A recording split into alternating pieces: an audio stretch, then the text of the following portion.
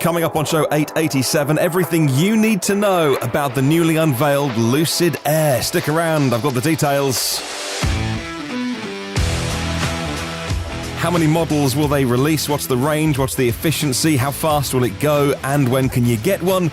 Those questions and more answered on the podcast today. Well, good morning, good afternoon, or good evening, wherever you're listening around the world. Welcome to EV News Daily for Thursday, 10th of September. My name is Martyn Lee, and I go through every EV story so you don't have to save you time. Very rarely I will do a single topic podcast, and today is one of those days because the Lucid Air has just been released. It is 2 o'clock in the morning here in the UK.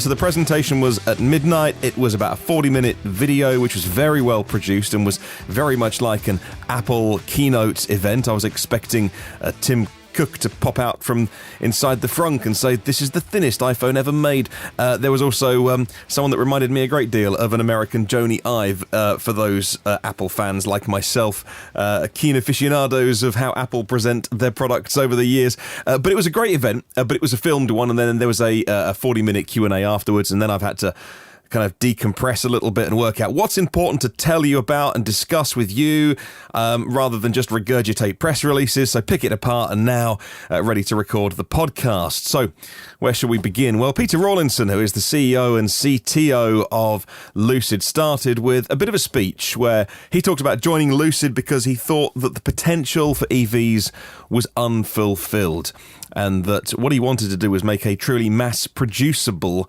set of cars, but to start with an expensive car or expensive cars and let that cascade down a product line.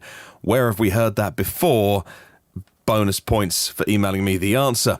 It also started with a slideshow of all the Lucid staff. Now, I reckon this was a very fast-cut video of just a lot of the factory workers, the engineers, the aerodynamics guys and girls, or team shots, a lot of face masks being worn. And so this was really interesting. They set the table as about the Lucid team bringing you this. And it was very much in contrast to the recent EV launches we've seen, or even a Tesla launch where you'll get Elon on stage, and Elon really is the showmaster, the ringmaster.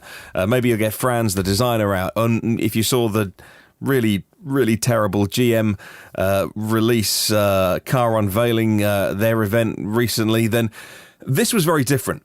And from the outset, they were like, this is about the team, about the people at Lucid, and the many different faces and voices of the women and men that have made this car. I thought that was super interesting. I'm trying to read between the lines here rather than just deliver the information they want to, like the press release that I was sent.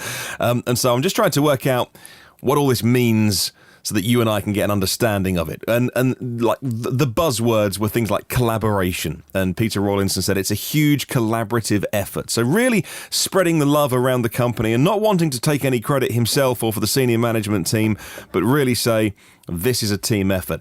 Well, they, from 5 minutes in, went to Derek Jenkins. He's the VP of Design. And as I called him on a group chat that I was having as we were watching this live, a fake Joni Ive. But of course, he just had that design thing where, he's wearing the suit and the trainers with the white soles, and he's very softly spoken and says, this is the best version of the iPhone we've ever made. No, nobody was talking about cars, of course.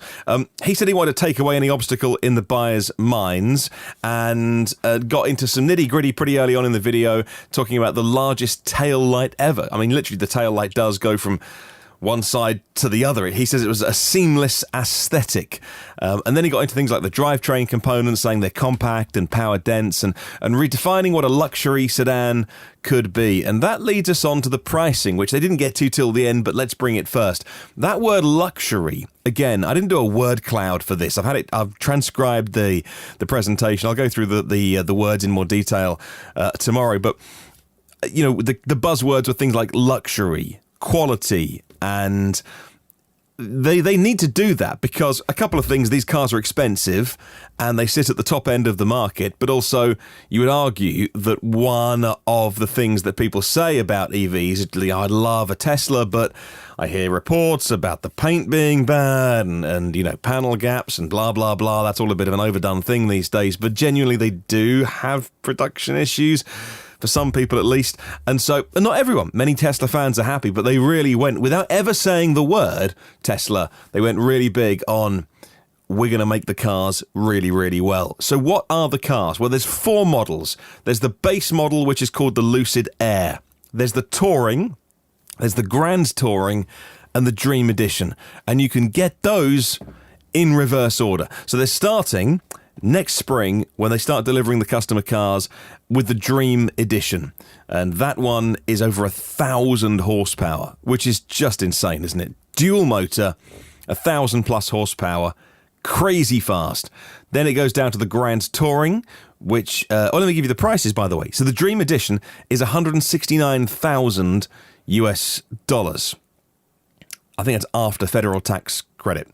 The Grand Touring will come in the middle of next year, and that is the one that is going to cost $139,000, and that's the one with the biggest range.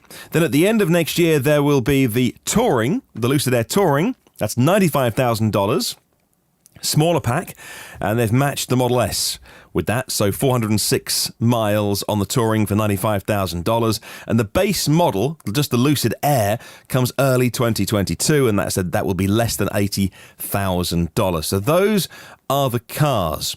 And what are the standout features of it? Well, I've got to give an honourable mention to the frunk and the trunk. At the back, the whole rear end of the it's not a hatchback, but it's not just a boot lid, it's like the whole cutaway of the back of the car lifts up.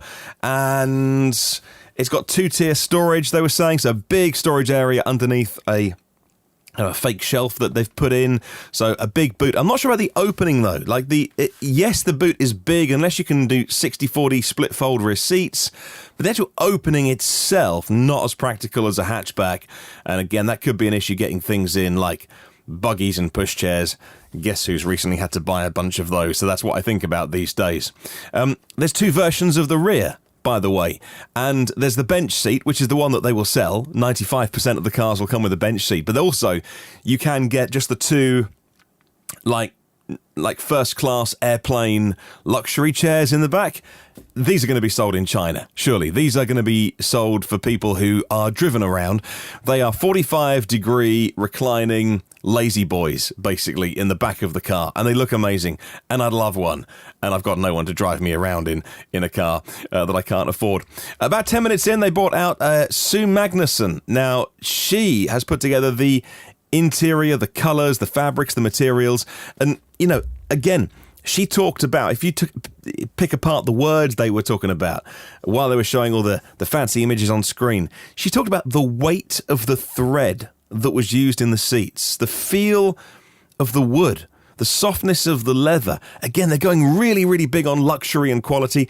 And if you're selling a car for $169,000, I guess you have to. 5 interior styles, 5 interior lighting conditions, and the colour combos are based on the time of the day, which was all a bit designy, but I really liked. So there's 5 different, you can either get sort of a greys, a very kind of grey and neutral, which is almost like a sunrise, like a misty sunrise, and then they kind of go through the day until the end where you get your black interior, which is like the Mojave Desert sort of style, I think they were saying, in the middle of the night. And so that's the theme they've given the 5 different seat and interior options.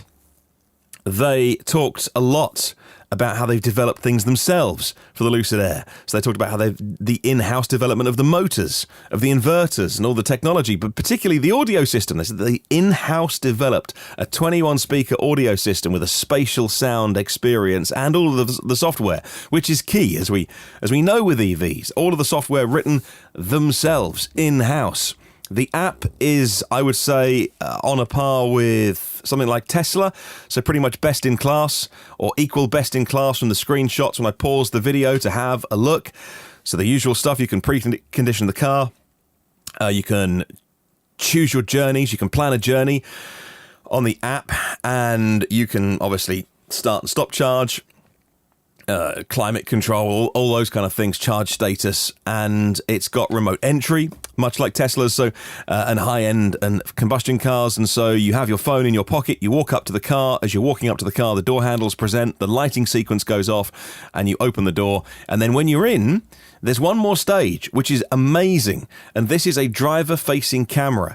And so the driver-facing camera will do facial recognition to make sure it's really you, and then when the car recognizes that it was your phone that approached the car, and it is indeed you sitting in the driver's seat, it'll then activate all of your personal settings. So where your electric seat is, how you like to have the steering wheel, and all the colours, the interior lighting colours, and how you like the dash laid out as well.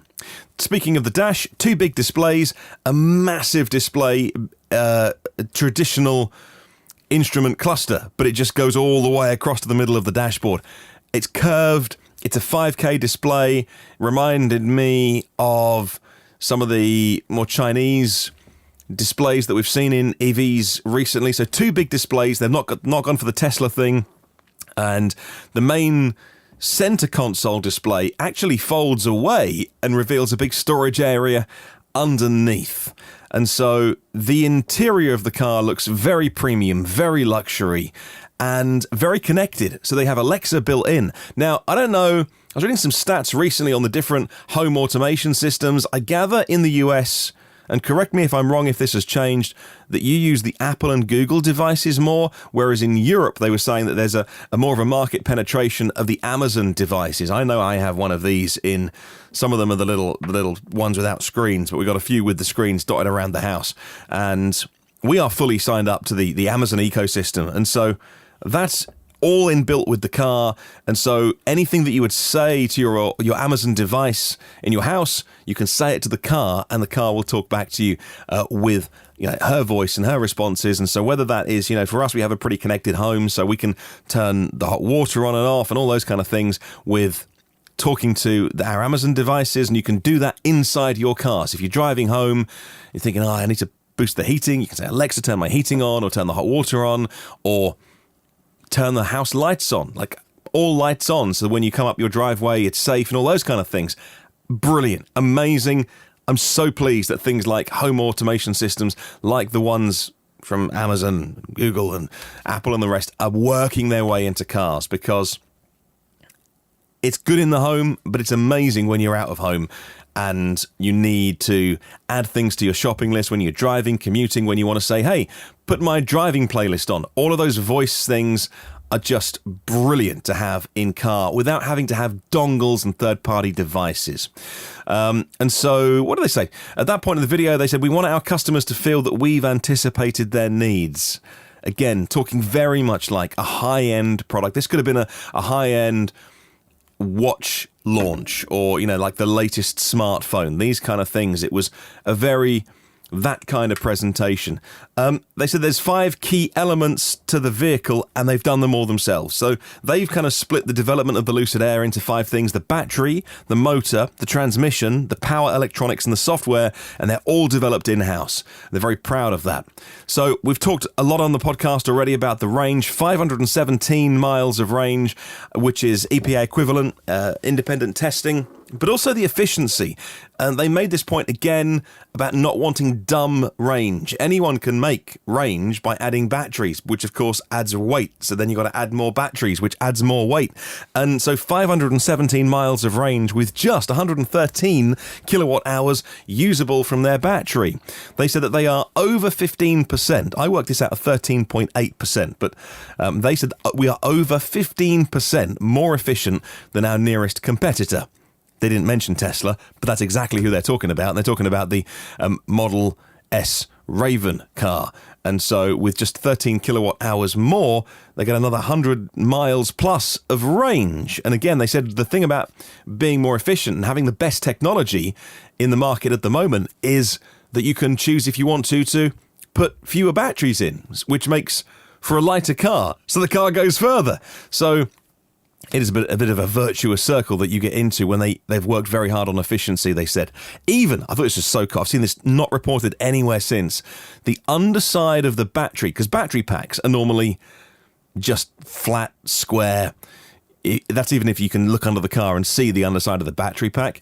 But the case in which they've built the battery pack is curved. And so it curves up at the back of the car and goes up towards the boot. Now that acts as a diffuser. So it's not just the aerodynamics the car that you can see. Underneath the car, they've shaped the battery pack to get that airflow underneath and make the car, again, more efficient. Inside that battery pack, they mentioned this many times in the Q&A with the journalists afterwards as well. They talked about how the battery packs are modular designed. So when they started, blank sheet of paper, they talked about how the battery packs can be any size. And so this is all about starting with a more expensive car, a more premium car, SUV next, and then that cascading down into different segment cars and cheaper cars. And they described them as Lego bricks to apply to smaller and more affordable cars. They were also very proud of the thermal management system, which they say is more reliable, more compact and more efficient than their nearest competitor. Again, saying the word without saying the word. What about the exact charging speeds? Again, this has all kind of been reported over the last week on this podcast, but we now know the exact charging speed is 300 kilowatts on a 920 volt system. That equates to adding 300 miles of range in 20 minutes. I mean, 20 minutes is actually a pretty short comfort break stop. By the time you stop and plug in and you walk to the service station or you walk to wherever you're going, you get in and you have a bathroom break and maybe grab a coffee and some snacks and back to the car. Like 20 minutes, especially you've got kids and stuff as well, like 20 minutes just disappears immediately, and the car has added 300 miles of range. It's, they said, a unique cell, not so much the battery, but inside the battery, the individual cells, a unique design purely for Lucid with their battery partners who weren't mentioned, but I believe battery partners are LG Chem, so again, best in the business. And they said that they finessed this technology on the racetracks over the last few years. Yeah, for those that don't know, they make the battery packs for Formula E, which kind of got a mention because they said that they make it for the World Championship of Electric Racing, but without saying the words Formula E. But of course it is. And so now the Formula E cars no longer have to do a car swap halfway through the race. The battery on a single charge will do the full distance race. Not that we've seen much of those this year because of COVID. However, they make the battery packs for those, and they said that everything we've learned on the track is applicable to the cars that you will drive on the roads. Really interesting. Like I mentioned, the dual motor has over 1,000 horsepower, and those motors have been developed in-house and are very, very small and can output around 500 kilowatts. So the motors, everything, they've packaged the motor, the transmission, the diff and everything together in one unit. It's 73 kilograms. It's incredibly light, and it outputs 500 kilowatts. Now, when they showed an infographic on screen of how you could have this laid out, they showed a 1-motor layout, a 2-motor layout, and a 3-motor layout. They showed a picture of their 3-motor layout. Now, can you imagine that? That is going to be ballpark 1,300 horsepower? I don't know, they didn't say that, I'm guessing, right? So that's going to be ballpark 1,400 horsepower maybe, and in a 3... So they've already set the quarter mile at 9.9 seconds. This car doesn't need to be any faster, but they can make it faster. And they will. And there'll be a 3-motor version coming. They just didn't say that today. But there will be.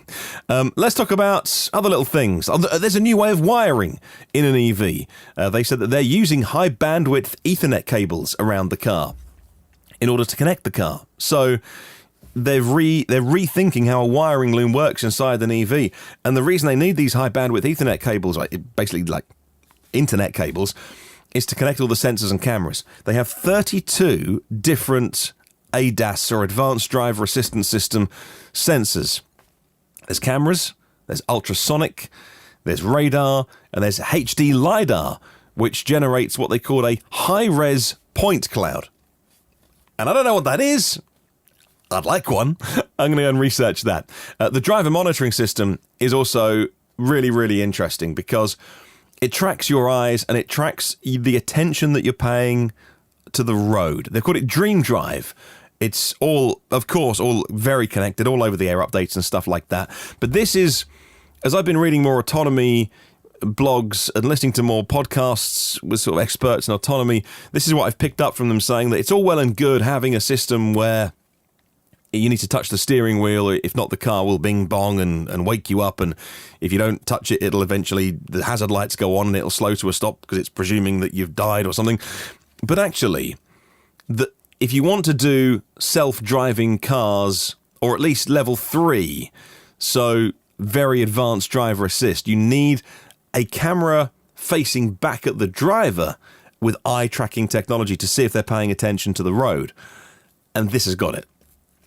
So I'm no expert on that, but I will defer to those experts that say this is what you need to track attention of drivers to do this properly. And just saying, please touch the steering wheel, some say is not enough. What else? Oh, they talked about the lights. They talked about how they've rethought lighting systems with micro-lens arrays. Very, very slim. They said the slimmest lights in the industry with the highest luminescence. So brightest, I guess that means. And the lights are very distinctive. They are just a thin strip of lights, about as far away as a traditional car headlamp, as you can imagine. So the architecture is 924 volts. That is not inherently a good thing. It's not like the more volts, the better. But it does bring efficiencies. It brings efficiencies to components. It makes it very powerful, and it means that you can make the most of the fastest level 3 high-power chargers being installed around the world. And so these 350 kilowatt fast chargers that are being installed in many places, this will charge up to 300 kilowatts thanks to its 900 volt architecture. And also, they're doing some very, very funky things with the onboard DC to DC converters, the inverters and things like that. So they gave it a funky name, which is, more of a branding exercise. They called it the Wonderbox. And they have packed into this one single box, which sits inside the front of the car. The Wonderbox is things like the inverters, the DC converters, so that if you plug into again, without getting too technical, but if your car is, say, an 800-volt system or 900-volt system, you plug into a 400-volt charger, and nearly every charger in the world runs on 400 volts. You've got to step that down, and you've got to put extra technology into the car, which is expensive, and they've solved all of that. So you can, whatever, and if you don't, then your car can charge incredibly slowly. But they've fixed that, and so you can plug into any charger and get the maximum speed out of it. The other thing they were saying about this Wonderbox, this technology where everything's packed in, is it allows for bi-directionality. So, vehicle to grid and vehicle to home comes standard, I think, in every Lucid. So even the base model, it will charge at 19.2 kilowatts AC on board charger. And I imagine it'll run the other way as well, probably at a similar speed, but you can plug it into your house. You can charge another car with it as well, because it's all of their own technology to do with a Type 2 plug bidirectionality, which again is super, super interesting. So they also touched on the fact that all of their battery technology has been developed with an eye on stationary. So you can also buy, again, this is huge news, but they brushed over it because they were having to get the news out. They've made a home battery system. Yes, who else has done that? Answers on a postcard for bonus points. They've also got these battery systems now developed for businesses and grid-level storage. This is all sounding rather familiar. They are also integrating, what's the official name? ISO 15118? Anyway, you and I can call it plug and charge, because that's the consumer-facing name for it. Plug and charge is where your credit card details are stored in the back end of the system. You turn up to a charger and you plug in, and that's it. No apps, no cards. You simply drive up and plug in, and all of that stuff happens in the background. And there's something like 40 different steps that a charger will do. If you think it's just like, is it safe? Yes, turn on the charge. There are so many processes involved before the power is delivered, and part of that is billing you for that charging session. So plug and charge, basically, it gives you the Tesla supercharger experience for the rest of us that don't own Teslas. They're giving 3 years unlimited charging away as well with Electrify America. So again, a very Tesla supercharging-like experience. Just turn up, just plug in, don't do anything, and it's free for 3 years. The factory is being built in, or has been built in Arizona. They looked at 60 sites in 13 states. They went for Arizona, and they made the point that this is a greenfield factory. They've built a greenfield factory in 9 months, mostly under the radar. They just got on and made it, but the factory is up. It's on 2 sites. There's paint shop and there's assembly, and it's the biggest and the first greenfield EV factory in North America, because others have purchased or are using existing factories. And they say this gives them an advantage because, again, it's modular. They are building the factory in a modular way as the company gets bigger, and it's designed to scale tenfold. Finally, there was a phrase. What was it they said halfway through? We will not hit numbers just to hit numbers. And again, I think throwing some shade at Tesla there, because Tesla obviously are all about scale, all about numbers, all about getting the cars out of the door, even if quality takes a hit. And they, again, without ever saying the name, just said, look, we will not go for big production numbers just for the sake of it. We're all about quality. When we're happy with quality, we'll increase production. Again, it was a running theme. In terms of retail, I'll just quickly go on about this a little bit. They talked about Lucid Studios, and they want the studios to be like living rooms, a very immersive experience. Beverly Hills is the first one, and 20 more coming. And the cars will be available in spring next year. They made a big point about efficiency, like I mentioned at the end, saying with so much more efficiency, it gives them options to do things like smaller batteries or bigger batteries with more range, and that allows them to then go to the market and see who else wants to use that technology. So they'll be using that technology in their own cars, in their technological partnerships with things like Formula E, but also they said we want this tech to be used by other car manufacturers. And that was very much a call to action for anyone to say. It was very much a public like, come and date me. You know, that was we have the technology if you want to use it. That's your show for today. I hope I packed in a ton of information and only the stuff that really mattered for you. And now I want to hear from you, whether it's on the comments on YouTube or the email, which is hello@evnewsdaily.com. What did you think of the car? If you've seen pictures, if you've just heard this podcast, what do you like? What don't you like? How do you feel about them? If you can afford one, would you buy one? Is it on your wish list? Please do let me know all of your thoughts. The address hello@evnewsdaily.com. Let me know.